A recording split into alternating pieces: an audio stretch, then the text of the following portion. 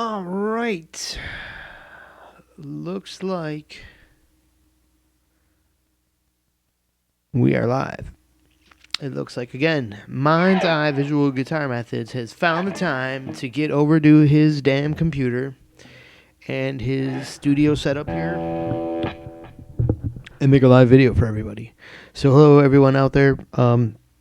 Hopefully, I can impart some of what I've learned about things to you today in this video. And I'm kind of torn between two different lessons today. Lesson like frameworks. Ultimately, come on in. Feel free to ask some questions if you're joining in the middle. Just hopefully you'll see people asking questions, and you can too. Anyways,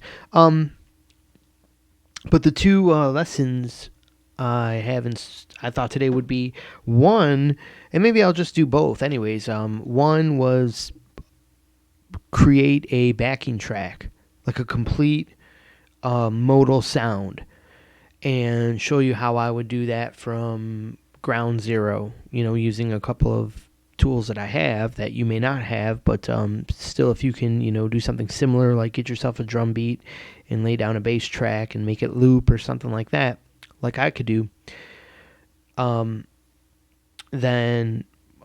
maybe there'd be some good learning about some modal stuff then and there.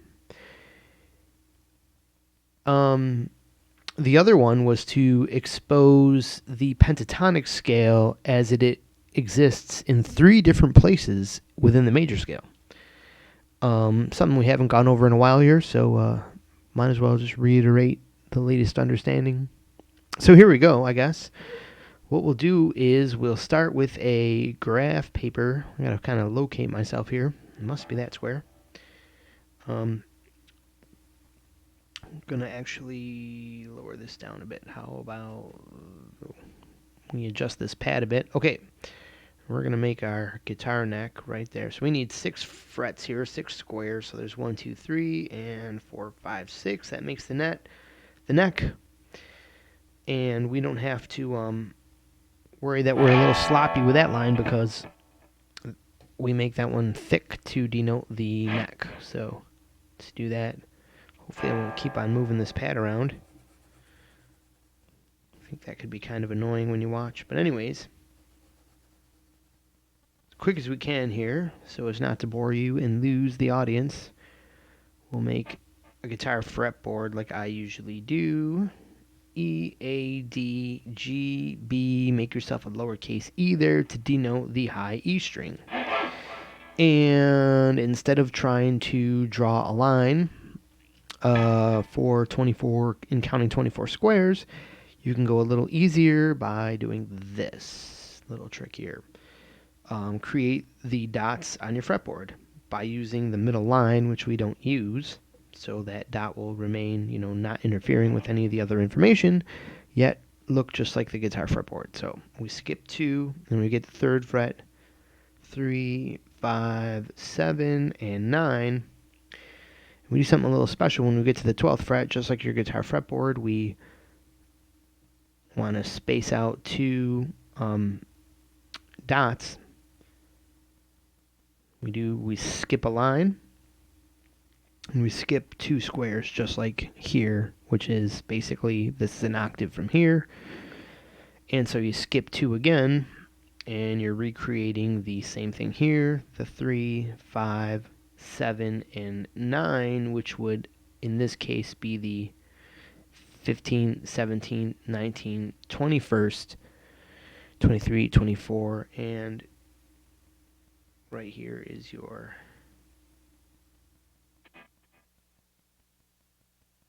I miscounted there. That's what got me to quietly rethink what the hell I just said. But anyways, 15, 17, 19, 21, 22, 23, 24, 0, 12, 24 frets. Anyways, so that's all you need to get to the end there. And let me just make sure I'm properly on my screen here. Okay, great. Just had to move some chapboards around here. Anyways, do this. So then you can quickly get right to the edge there and do the same thinger up here. Come on now. Oh yeah.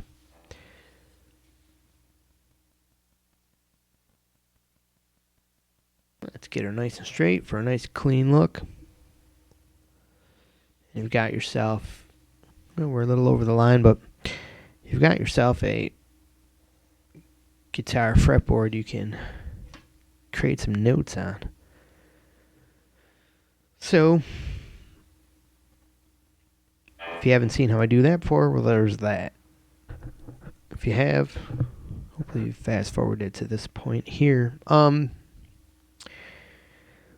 So the pentatonic occurring in 3 different places on the major scale. Let's draw ourselves a major scale really quick. And to do that really quick, we're going to use our magic squares. So what we're going to do is draw the key of C here. And we know the rule of our magic square is this. We have a box of 4 notes that always occurs on the fretboard. This 4-note box contains both half steps in the do re mi fa sol la ti do scale, meaning the notes right next to each other, and in any scale that's the 7th, the very last note, and the first note, and the 3rd and the 4th note. So in the key of C, the C is always going to be right here in this box. This is always the 1 of the scale. And you've got your 7th here, which would be B. And we've got our 3 and the 4th, so we skip D, and we have an E and an F. And so in the key of C, you can call this your BCEF square. BCEF. But anyways, anytime you want to make any major scale, you just kind of consider this box here as your root note. We'll make that green so it sticks out in your memory. Right? It's your go-to box. That's going to be your major scale. And then you can get a picture of a major scale all the way across the fretboard really quick. So anyways, we know that C is the 3rd fret on the A string. So it's this box here. You can see that A, skip a note for A sharp, B flat, B, and the half step to C. Because in the C major scale, B and C are together. There's no B sharp, C flat. And that's why we use a C major scale, because it uses all the whole notes. So it makes it easy to all using, for you beginners, you're quickly seeing that almost all theory explanations are always in the key of C. Not only is it a pretty common key because it's all the white keys on a piano, but it's the key that happens to line up with no sharps and no flats to make explanations a little simpler. So, there's the 4 notes we need for our B, C, E, F square. And remember, there's only 7 notes to a major scale. And those occur here, so before I get too far, what I was saying, there's only 7 notes in a major scale, and we just covered 4 of them. So we're only missing 3, because 4 and 3 make 7. So the 2 notes, the 5th and the 6th, are always attached to the box. And the D in this case, is always floating on its own. And that's out here, and it also occurs, it repeats itself 1 step outside the box here. So there's a neat little constellation of information, very easy to remember, and one way to link up the entire fretboard, but not the only visual way I use. Anyways, so our squares, as a rule of our squares, they always connect corner to corner this way. The F is always against the B. And if you notice that creates a repeat, B, F, B, F, B, F, you've just found the tritone trail, and that is the tritone right there. I'm sorry. Well, that is a tritone, yeah. B and an F are a tritone apart. So if you don't know what a tritone is, it's an interval in the middle of the scale that is probably the most dissonant, hard to use interval in all of old music, like classical music. In classical music times, that was considered the devil's interval. You just didn't use it. It was just too dissonant for that style of music. I'm sure some daring composers used it somewhere, and somebody could show that to me. But anyways, not the scope of this lesson. All we need to know is that an interesting occurrence pops up, and that is the reason that note is repeats, and that totally makes sense because that's the way the tritone interval lays itself out on the guitar fretboard, always in the exact skipping a string, skipping a fret, skip a string, skip a fret. You've always got a tritone. So anyways, we need a BCEF square. Now this square breaks apart because breaking up is hard to do. Because the B string has that shift, and we can still map things out. B, C. Oh, sorry. There's no B sharp, right? So B, C, D, E, F. See how it all lines up? So once again, we still connect at the corner there because there's no difference between the B. It's a normal string jump from B to E. We'll just say string jump just to keep the explanations easy today. Now another rule of our squares that end up cluing us in on the entire fretboard is that as is above, so is below. So if I have BC on the bottom, well, the E string is also at the top. So what is appearing as a half square here is actually a full square here that starts at the top. And notice this square is pairing up on the middle two strings, square box and broken square box, and that the outside strings have a broken box themselves. So this is, we call like the broken run here. That one is a little, makes this not jump out at people, and that's why no one ever really showed this to anybody. And I just basically stumbled upon it, trying to figure this all out for myself. The easiest way I could remember and visualize the fretboard and get around it. And I still use another pattern that manifests itself, but this is an easy way to show people. You can see my other videos for other patterns. But anyways, in this row here, and once we're done with this row, it repeats back to this row. We've completed the octave, so we've got we're just completing the octave right here, the whole first half of the fretboard, and then the second half is a repeat of that. So know it's to this little bit here in these 12 notes, and you're a rock star. Okay, so BC in this square run, it's a lot more complete. It falls on strings of 6 and 5, 4 and 3, and 2 and 1. So nice even squares, and it doesn't fall in between the string shift there, so B, C, E, F. But since the string shift is still in existence there, the corner-to-corner butt up there breaks apart, and we have the square moved over here. B, C, E, F. As is above, so is below, so we got E, F here. Now, as you can see, we've nearly completed the fretboard, but we're not fully complete yet. An easy way to complete this is to know where the pentatonics lay. Your basic first set of pentatonics. There are 3, but the first set of pentatonics could just help us, lay this out really easy. But what I'm going to show you is this today. Let's go back to our magic square here. Along with the G being here and the A being here, G and A also do something else cool. They appear here and here. So we've got what comes before B. That would be what? You said K? You're right. All right, so we got an A there, and that means the G must be here.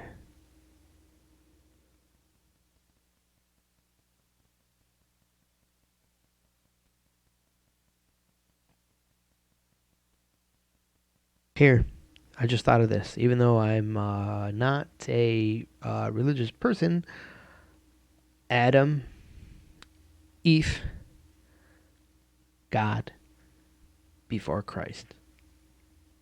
If you remember things like that, then you can use little whimsical things like that. If that's how whatever works for you. Um, but I personally don't need to do that. And yeah, so what we got here, being that what the simple thing that happens once you know that there's basically a wall here of two notes, the 6 and the 2, and the 2 and the 5, or in this case A, D, and D and G. It's always the the notes will change, but that's because the intervals will always remain the same in these boxes. So this is always going to be the 6th note. This is always going to be the 2 note. This is always going to be the 2 note and the 5th note. And the notes will change because when you change scales, you start your do re mi fa sol la ti do pattern in a different spot, and that picks up different notes, to just say it as easy as possible for people that are totally in the green here.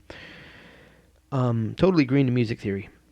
Maybe that'll sort of make sense, and if it doesn't, just follow along. You're still not too lost, I'm sure. So let's get simple here and just say that whenever there's a square, there's a wall and a wall. So let's fill that out, and that should, adding in our other 3 notes there, one is a redundant, that's why there's 4 boxes getting filled out, 1, 2, 3, and 4. That should fill out the rest of our scale. We don't even need to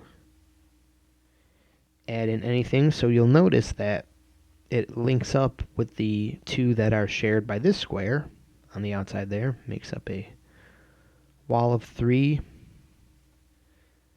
Okay, so here we're going to have a broken set of squares. And then there would be one right here. And EF, so there's one right there. This wall of 3 right there. There's a BCEF square right there. It's just half off the fretboard. And so we got before BC, we've got the A right there. And we should have one up here, right? A G.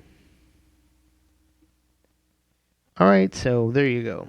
And that will quickly get you all along the watchtower. Wait, what? So, yeah, and now we're back on the other side of things. And here's what I'll do here. Let's fill out all our note names. So E, F, G, A, B, C, D, E, F, C, D, E, F, G, A, B, C, D, E, F, G. Okay.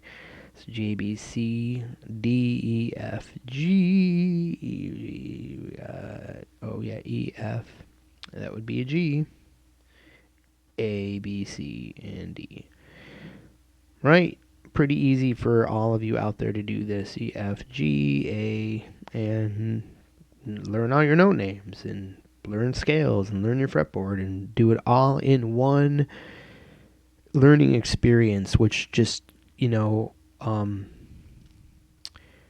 I think really makes it a powerful learning tool to learn this way, because it combines like a ton of different lessons all in one teaching. So gives you less to memorize, and that makes it easier. And easy makes it fun, and fun makes it doable. Makes you get through a lot of homework. I think, right? I could be rambling. So on this side of the fretboard, we filled in our small squares with a couple of rules of thumb about the square itself. Get more light up in here. Oh, look at that. Much better, right? Okay. So, there's quite a shadow there on the end. I can get rid of that.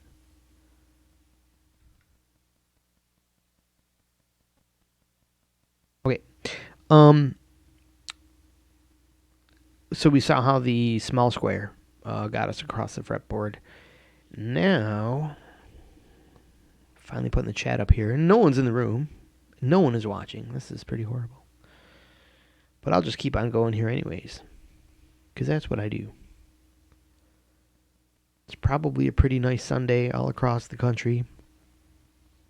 I know here locally it just got sunny and warm, and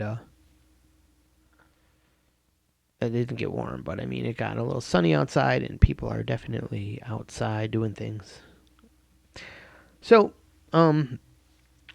getting back to basics here, we're down to business. I'm going to show you the other way to get across the fretboard, and that's using the large jail box here. We're going to call it a jail because it's 3 pillars here, like you're in a jail cell. You might recognize this pattern or shape as the top of the Mixolydian scale. We'll start from the G note here because that's where we are.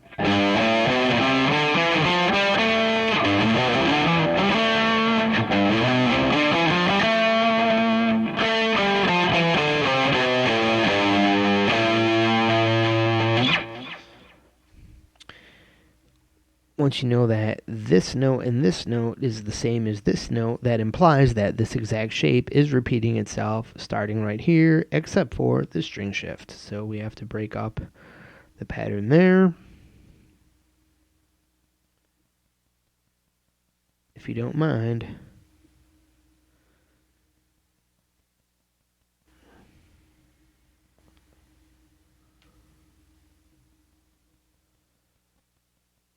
I am getting preoccupied by something at the moment.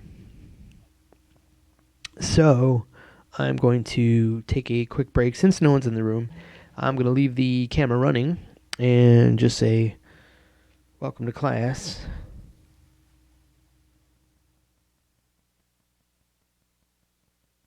Be right back. Just fast forward through this part of the video because I'm going to be gone for about 3 minutes here. Something's come up and I must attend to it.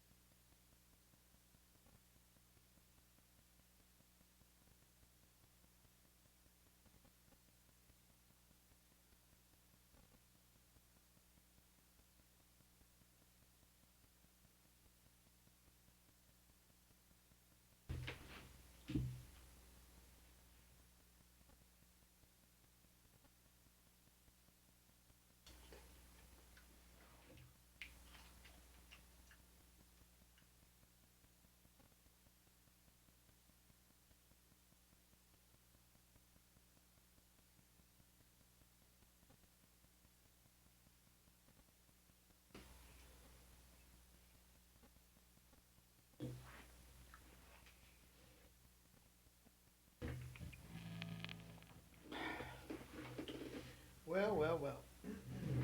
I'm back for a short time. I was thinking,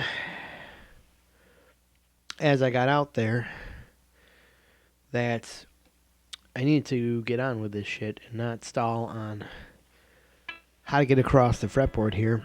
So, let's get to the point here. Where the hell are the pentatonics? And as a reward for sticking around and hopefully fast forwarding the video to this point, I'm going to show you really quick as I can. Basically, what you want to do is consider the A and the C. This would be a major and a minor pentatonic, and then there's going to be, well, there'll be two other coming up here, but let me show you here. I'll draw a pentatonic shape, and you'll see that it overlaps over notes. So here we have the, we overlapped one, but it really doesn't matter.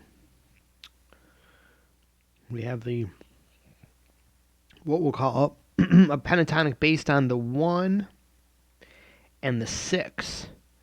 So the 1 is C in C major, and that's going to be a major, and the 6 is the A. The 6 is always the minor, natural minor, so we have here a scale that does natural major and natural minor. Draw a small M there. If you put the root on the A, or basically if you play this pentatonic scale and the bass note on the bass guitar or the keys on the piano are creating an A chord, or even better, the bass line focuses on the note A and with the rhythm, and the piano plays an A minor chord, and you play this pentatonic, well, you are surely going to sound like you're an A minor pentatonic. However, if you play the same exact pentatonic, but the bass note concentrates on the note C, and the keyboards play a C major scale or a variation thereof, or an inversion of the C major or chord, should I say, 1-3-5 based on C, the G, and the E, right? C, E, G, A for a 7th chord. But anyways, no, A's the 6th, so C, A, G, B. Anyways, I don't know. So you have a basically the bass plays the C, and the a C major chord of some kind is happening. You will surely sound with the same exact notes like you are in C major pentatonic. That's how these modes work and how versatile all this stuff is. But I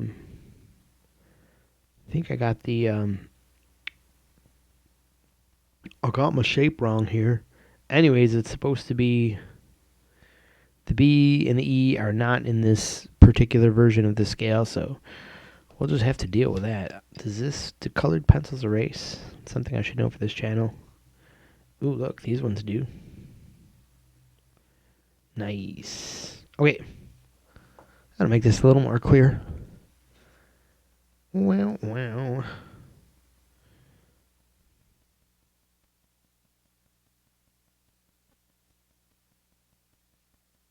Okay. So here's what I did wrong there. I was like, what the hell is going on here? But now I got it. So here's that pentatonic shape that goes and has the, yeah.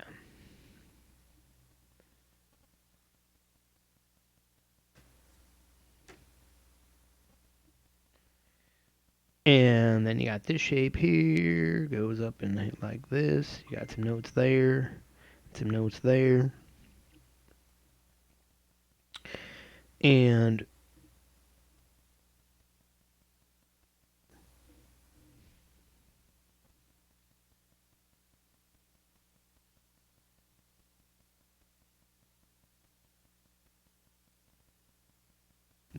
so let's call this shape number 1. You got shape number 1. Number 2 is right here, the basic shape, or you know what, let's call this number 1, okay? Since that's our most common pentatonic shape that we all know.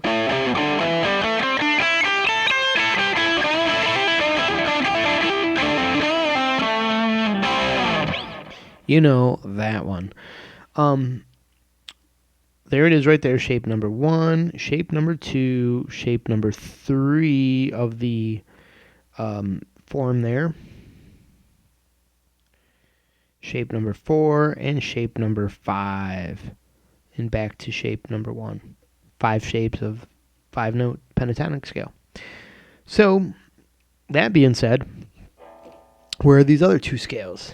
And those occur at the D and the E, which coincidentally in the C major scale are that's the 2 and the 3 note. And as you know, the 2 and the 3 are both minor. So it stands to reason that a minor pentatonic scale should fall all over the notes there, and it does.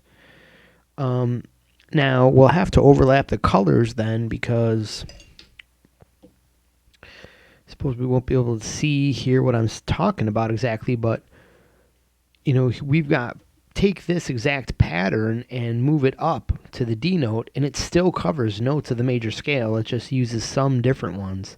So what you do is you basically get like a little bit of a different flavor. There's 3 flavors of pentatonic in every major scale.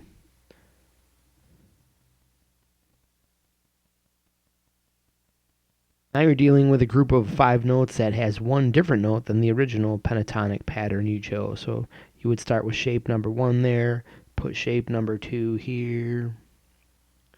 Basically, you're just moving everything up. One way to look at it is just moving everything up a major third. Or what is that, a fourth?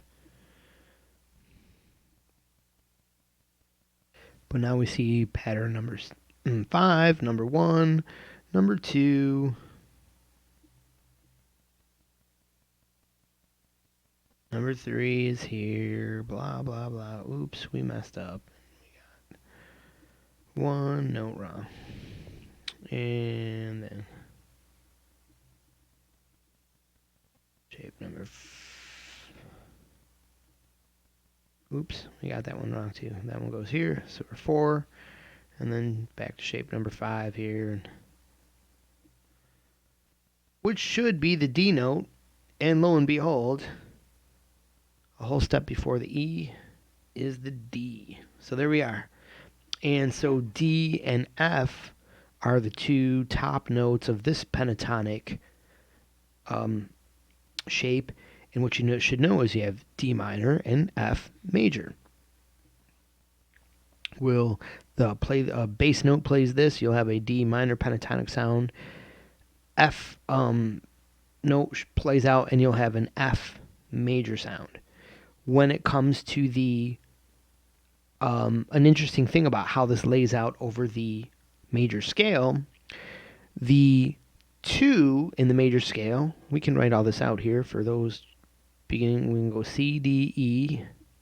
Here's our half step to F, G, A, and B. I think I'm way off screen here, so I'll put this over here really quick. We have C being the 1, the 2, the 3, 4, 5, and the 6, and the 7th. And we know the pattern is always major, minor, minor, major, dominant 7th, minor, and diminished.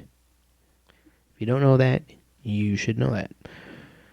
Know it because it just simply will come up every single time that you talk about anything to do with music theory, but it's basically how you navigate. You're thinking this is like, your core understanding of how it kind of works. And so it's not all that hard to eventually get all that memorized. I found it, just a big confusing thing because I had so many questions about it in the beginning, but after those, I was able to get a lot of questions answered. That became, just second nature. I don't even have to think about it anymore. You just kind of know it after a while. So just trust that you'll know it. And another thing you can do is just kind of make a baby step. Make a pact with yourself, like every day, like you don't go to sleep until you have one simple thing memorized. And I think that was on my list on one of my baby step days, that I memorized like this, like, major, minor, minor, major, seventh, minor, and diminished. And once I was sure I memorized that, then, the next night I memorized that it, corresponds with these interval numbers, and blah, blah, on and on like that for you total beginners. Anyways, so you can see here that we are dealing with the 2 and the 4. We're dealing with the 2 minor and the 4 major. And in the C major scale, that's Dorian and Lydian. I for Ionian, D for Dorian, P for Phrygian, right? L for Lydian, M for Mixolydian on the 5th, Aeolian at the 6th, and Locrian there. And an interesting thing, but not anything that should confuse you, is yes, a D matches up with Dorian, but that's only how it lines up in this scale, and A lines up with Aeolian, and just let that throw off the beginners. You know that that's just a coincidence there, and shouldn't have to confuse you on anything. It's not like D is always Dorian. Depending on your scale, all this stuff can change. But in our example, our scale is C, and C is the 1, and the 1 is the Ionian, and the 2 is the Dorian, and the 3 is the Phrygian. And once again, that means it's always the same scale, but this is about where the bass note is occurring. As long as, or what some would call the tonal center, but that confuses beginners. You're like, tonal center, I'm lost. Just think about, in layman's term, a bassist playing a low E note, and you start playing the C major scale. It's going to sound like it's a Phrygian scale. It's going to have this dark sound to it, and if you wonder why, that's because that creates the mode of Phrygian. It's the same scale, but your ear is always comparing notes, especially like melody notes against low notes, the bass note. So that creates a pattern of frequencies. And you don't have to know all that. You just have to understand that as long as you understand that the brain, that's how it's working, it's comparing these frequencies, then at least it got clear to me that, oh, okay, so that's how it works, how a major scale can make all these different modal sounds, and it's without you having to think about all these different scale ideas. It's basically much easier. It's basically what you've chosen the lower end of the music to do, and maybe that's why I'll make a backing track today. So we've went over how the second pentatonic scale lays over. Hopefully you can see that in purple, and we've got, basically shape 5, 1, 2, 3, 4, and whatever. Okay. Let's lay out a final scale here, and I think we're going to use like a purple marker because that might make it more visible, because it's getting a little crowded here on the board. But starting on the E note now, looky here, right here, we've got the final. We can see the minor thirds here.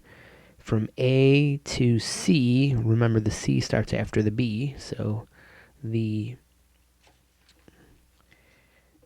don't know if that's on my screen because my chat window shows up there. And the sad thing about this video is it had such a long start that I don't think anyone is ever going to see me saying this. Leave a comment down below if you made it to this point. But anyways, and if this helped you in any way, you've got a minor third here, and that's why the pentatonic starts and works over from the Aeolian to the Ionian, or from the A to the C note.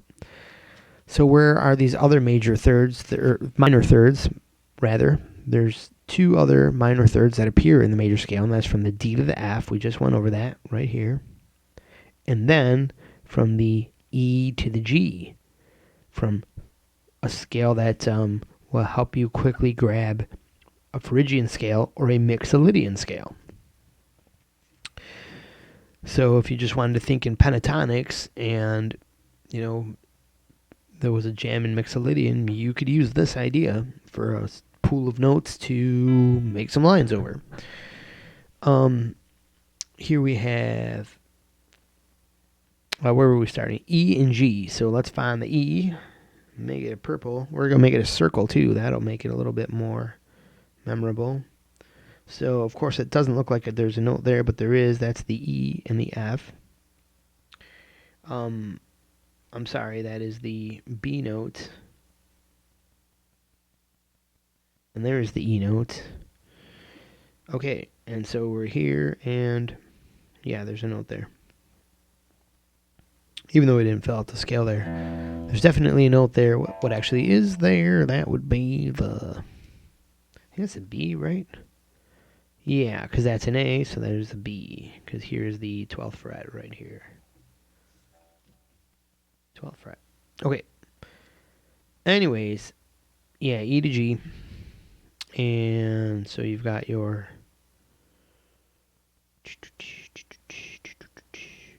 Tom and Jerry show. It's the Tom and Jerry show. Yep, you've got that shape. So you got basically shape number 1, shape number 2, shape number 3, shape number 4-age. Goes like that, like that, like that, like that, like that. Shape number 4, shape number 5. Laying all down the 24th fret. And what do you know? Like every note on the guitar is tuned to all whole notes, and so that would mean that the open strings are all in the key of C, because the key of C contains all whole notes. So, and no sharps or flats. So any whole note and all whole notes are in the C major scale. And there you have it. Shape 4, shape 5, and right from the E over. Meaning, you can turn this quickly into, if you, morph back into the scale shapes, you can quickly see how you can get right back into playing in and out of the scales and go from, you could basically have started from a D pentatonic shape over the D note, but, right up here, playing in this square, come back down on an E pentatonic scale. So let's try that.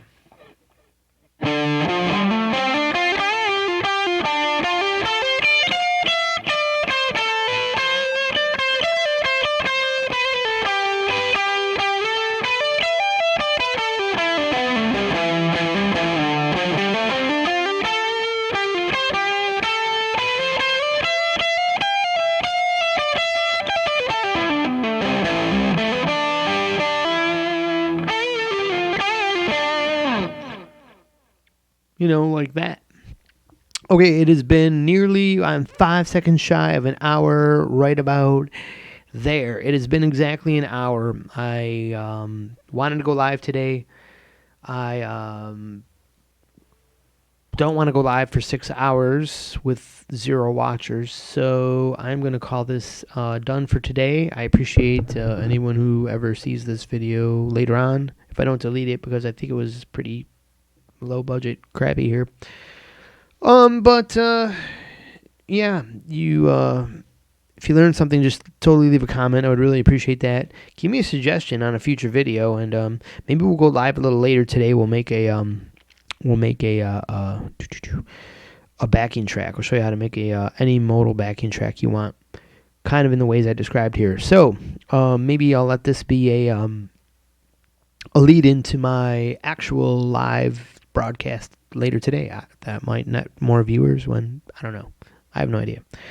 At this point, I'm going to let everybody go, and who isn't watching, people who aren't there, and thank anybody who ever sees this video in the future. Okay, have a great day. See ya. Mind's Eye, Visual Guitar.